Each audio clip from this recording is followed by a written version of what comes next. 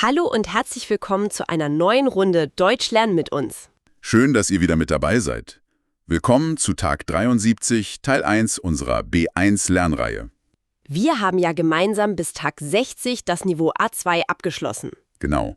Und seitdem arbeiten wir jeden Tag an neuen B1-Wörtern, damit ihr einfach sicherer sprechen könnt. Und heute lernen wir wieder 15 neue Wörter, die wir am Ende in einer längeren Mini-Story verbinden. So seht ihr dann auch direkt, wie ihr die Wörter im Alltag wirklich nutzen könnt. Und denkt dran, auch zu dieser Lektion gibt es wieder ein eigenes Fragevideo für euch. Ja, dort könnt ihr laut antworten und hört dann wenige Sekunden später die richtige Antwort. Das ist ein ideales Training für spontanes Sprechen. Um eure Aussprache zu verbessern, könnt ihr außerdem die Shadowing-Methode nutzen. Ihr hört einen Satz, stoppt kurz und sprecht ihn dann deutlich nach. So trainiert ihr super den Rhythmus und die Betonung der Sprache. Unser Thema heute ist Feste und Feiertage. Ein Thema, das doch eigentlich jedem gute Laune macht, oder? Es geht um Wörter für Feiern, Traditionen, Einladungen, Treffen und, ja, besondere Tage im Kalender. Auf jeden Fall. Bleibt also unbedingt bis zum Schluss dabei, denn dort gibt es wie immer eine Mini-Story, in der wir alle neuen Wörter verwenden. Lass uns direkt anfangen. Gerne. Das erste Wort ist ein wunderbarer Einstieg, die Veranstaltung. Auf Englisch wäre das ein Event, richtig? Genau, ein Event. Eine Veranstaltung ist im Grunde jedes organisierte Ereignis. Das kann ein Konzert sein, ein Festival. Eine Konferenz oder auch ein großes Stadtfest. Ja, genau. Es ist meistens etwas Öffentliches, das geplant und organisiert wird. Es ist also mehr als nur die private Party im Garten, auch wenn die natürlich auch geplant wird.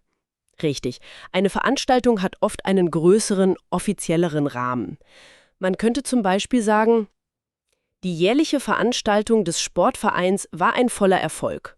Oder ganz einfach, die Veranstaltung findet morgen um 19 Uhr im Stadtpark statt. Ein sehr gutes Beispiel. Und viele dieser großen Veranstaltungen, die finden ja oft an einem ganz besonderen Tag statt. Das bringt uns direkt zum nächsten Wort. Ah, du meinst sicher der Feiertag. Exakt. Im Englischen ein Public Holiday. Das sind also die offiziellen, meist gesetzlich festgelegten Tage im Jahr, an denen die meisten Leute nicht arbeiten müssen. Genau, und die Geschäfte bleiben auch geschlossen. In Deutschland gibt es ja einige davon, wie zum Beispiel den Tag der Deutschen Einheit oder den 1. Mai. Ein typischer Satz wäre also, am nächsten Feiertag machen wir einen Ausflug mit der ganzen Familie. Der 1. Mai ist in Deutschland ein gesetzlicher Feiertag. Und an so einem Feiertag, wenn alle frei haben und etwas Schönes unternehmen, ist meistens auch die allgemeine Atmosphäre besonders gut. Das beschreibt unser nächstes Wort perfekt. Die Stimmung. Ja, die Stimmung. Das kann man mit Atmosphere oder Mood übersetzen. Stimmt, es ist ein tolles Wort, weil es zwei Dinge beschreiben kann. Einmal die Atmosphäre an einem Ort, also wie es sich dort anfühlt. Die Stimmung auf dem Weihnachtsmarkt war sehr schön und friedlich. Genau, und zum anderen kann es auch die persönliche Laune oder die Emotion einer ganzen Gruppe beschreiben. Also wenn man zum Beispiel sagt, nach dem Sieg der Fußballmannschaft war die Stimmung in der ganzen Stadt euphorisch. Ganz genau.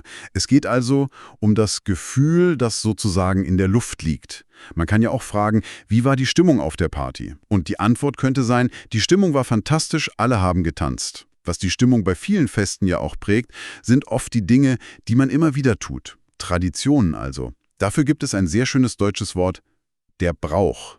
Auf Englisch wäre das Custom. Ein schönes Wort, finde ich auch. Ein Brauch ist eine feste Gewohnheit, die innerhalb einer Kultur, einer Region oder sogar nur in einer Familie über lange Zeit weitergegeben wird. Es ist also etwas, das man tut, weil man es, wie man so schön sagt, schon immer so gemacht hat. Genau. Ein klassisches Beispiel, das viele von euch kennen, wäre, das Suchen von Ostereiern ist in Deutschland ein alter Brauch. Oder in manchen Regionen gibt es den Brauch, am 1. Mai einen Maibaum aufzustellen. Es sind diese kleinen und großen Rituale, die Feste so besonders machen. Absolut. Und ein sehr lauter und bunter Brauch vor allem an Silvester ist das Feuerwerk. Also Fireworks auf Englisch. Das sind die Raketen und Lichter, die um Mitternacht den Himmel erleuchten. Ein Brauch, der ja fast auf der ganzen Welt verbreitet ist. Ein einfacher Satz dazu wäre, um Mitternacht haben wir vom Balkon aus das Feuerwerk angesehen.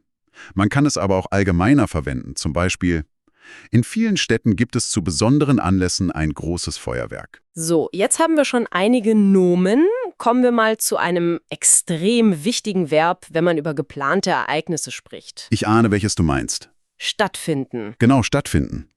Das bedeutet auf Englisch to take place. Ein sehr nützliches Verb. Es beschreibt ganz einfach, dass etwas passiert, dass ein Ereignis zu einer bestimmten Zeit an einem bestimmten Ort geschieht. Und wichtig ist hier die Perfektform. Denn oft redet man ja über Feste, die schon vorbei sind. Stimmt. Die lautet dann, hat stattgefunden. Richtig. Man kann zum Beispiel im Präsens sagen, das Festival findet jedes Jahr im August statt. Und wenn man darüber berichtet, würde man sagen, das Festival hat letztes Jahr im August stattgefunden. Es ist also eine etwas formellere Art zu sagen, es passiert oder es ist passiert. Wenn nun jemand Geburtstag hat oder einen Erfolg feiert, dann gehört es zum guten Ton, dieser Person seine Freude zu zeigen. Und dafür benutzen wir das Verb gratulieren. Genau, gratulieren. Das ist auf Englisch to congratulate. Die Perfektform ist ganz regelmäßig, hat gratuliert. Man wünscht jemandem Glück oder drückt seine Freude aus.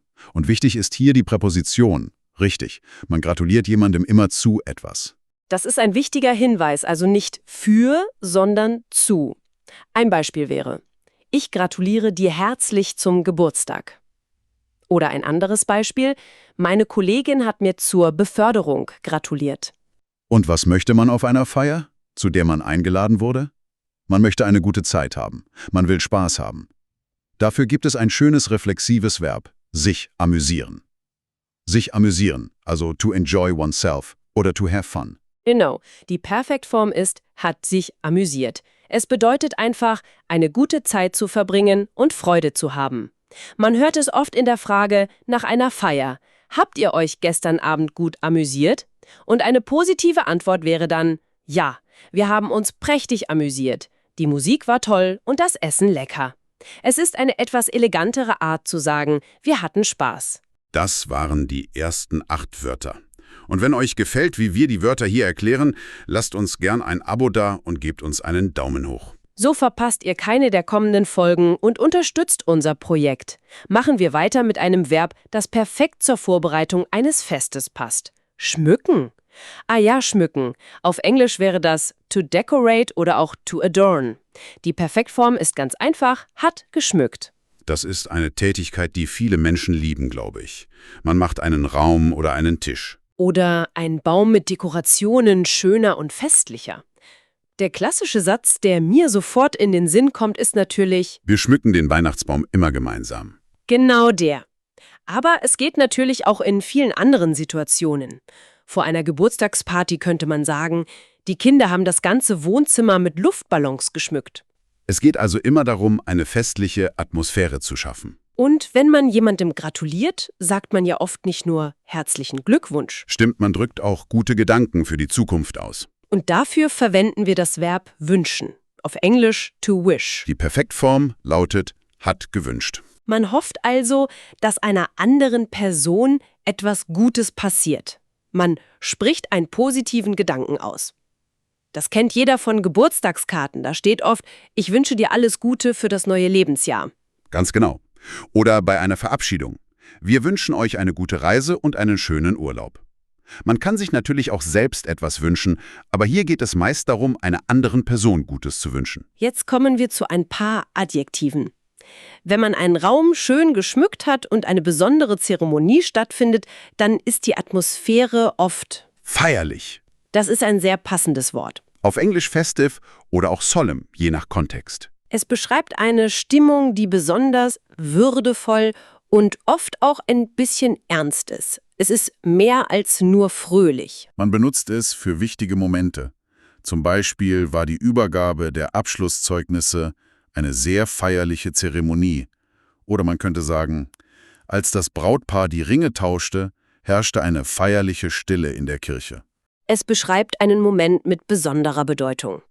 Viele Feiertage und Bräuche haben ja einen bestimmten Ursprung. Und dieser Ursprung ist oft mit einem Glauben verbunden. Das passende Adjektiv dafür ist religiös. Auf Englisch religious. Es beschreibt also alles, was einen Bezug zu einer Religion hat. Weihnachten und Ostern sind dafür wohl die besten Beispiele im Christentum. Man könnte sagen, Weihnachten ist ein wichtiges religiöses Fest für Christen auf der ganzen Welt. Das Gegenteil wäre übrigens weltlich, also ohne religiösen Bezug. Ein guter Punkt. Und viele Feste wiederholen sich ja in einem festen Rhythmus. Und wenn etwas jedes Jahr wiederkehrt, dann beschreiben wir es mit dem Adjektiv jährlich. Genau, auf Englisch annual. Ein sehr praktisches Wort. Es bedeutet einfach einmal pro Jahr. Das Oktoberfest in München ist zum Beispiel ein jährliches Ereignis. Oder man sagt, unser Familientreffen findet jährlich im Sommer statt. Es gibt eine klare Regelmäßigkeit. Und wenn eine Feier, ein Urlaub oder ein Moment so unglaublich schön war, dass man ihn sein Leben lang nicht vergessen wird? Dann war dieses Erlebnis unvergesslich. Ein wunderbares Wort. Absolut. Auf Englisch unforgettable. Man kann es nicht vergessen, weil es so besonders war. Es ist ein sehr starkes und positives Adjektiv. Man würde es für die wirklichen Highlights im Leben benutzen. Unsere Hochzeit war ein unvergesslicher Tag. Oder nach einem tollen Abend mit Freunden. Das war ein unvergesslicher Abend. Danke für die Einladung. Es drückt wirklich große Begeisterung aus. Kommen wir zum letzten Wort für heute, einem Adjektiv, das beschreibt, wie man empfangen wird oder wie eine Person ist. Du meinst herzlich. Das kann man mit cordial oder warm übersetzen. Es bedeutet, dass etwas von Herzen kommt. Es beschreibt eine sehr freundliche, offene und warme Art. Wenn die Gastgeber dich mit einem Lächeln begrüßen und du dich sofort willkommen fühlst. Aha, dann war der Empfang herzlich. Genau. Ein typischer Satz wäre, wir wurden von unseren Gastgebern sehr herzlich empfangen. Man kann es aber auch in Briefen oder E-Mails als Grußformel verwenden, mit herzlichen Grüßen. Stimmt. Es drückt immer eine ehrliche, positive und warme Emotion aus. Sehr gut. Jetzt habt ihr alle 15 Wörter gehört. Wie versprochen verbinden wir sie nun in einer kleinen Geschichte. Hört gut zu. Die jährliche Geburtstagsfeier von Jonas ist eine wichtige Veranstaltung für seine Freunde. Für sie ist dieser Tag fast wie ein kleiner, privater Feiertag. Mira und Marco sind schon früher da, um bei den Vorbereitungen zu helfen. Die Stimmung im Garten ist super, alle freuen sich. Es ist ein alter Brauch in ihrer Freundesgruppe, dass die engsten Freunde helfen, alles vorzubereiten. Sie wollen den Garten feierlich schmücken, denn Jonas hat sie alle sehr herzlich eingeladen und sie wollen, dass alles perfekt für ihn wird. Sie wünschen sich einen tollen Abend, an dem sich alle Gäste gut amüsieren können. Doch plötzlich gibt es ein kleines Problem. Die Lichterkette, die sie aufhängen wollten, funktioniert nicht. Was nun? Die Party soll ja auf jeden Fall heute Abend stattfinden. Mira hat aber sofort eine Idee. Sie schlägt vor, einfach ganz viele Kerzen und Laternen im Garten zu verteilen. Das ist zwar keine religiöse Feier, aber das warme Kerzenlicht schafft eine wundervolle, fast magische Atmosphäre. Marco ist begeistert von der Idee. Wenn Sie Jonas später gratulieren, können Sie ihm erzählen, wie Sie das Problem kreativ gelöst haben. Sie sind sich sicher. Mit den vielen Kerzen, der guten Musik und vielleicht sogar einem kleinen Feuerwerk am Ende des Abends wird die Feier absolut unvergesslich. Das war unsere Geschichte für heute. Und jetzt seid ihr dran. Genau. Schreibt gerne ein paar eigene Sätze mit den neuen Wörtern in die Kommentare, so übt ihr aktiv mit. Und wenn euch diese Lerneinheit gefallen hat, abonniert den Kanal und klickt auf den Daumen nach oben. Morgen geht es dann weiter mit dem Thema Internet und soziale Netzwerke. Ein sehr modernes und wichtiges Thema, also seid unbedingt wieder dabei. Bis morgen. Tschüss!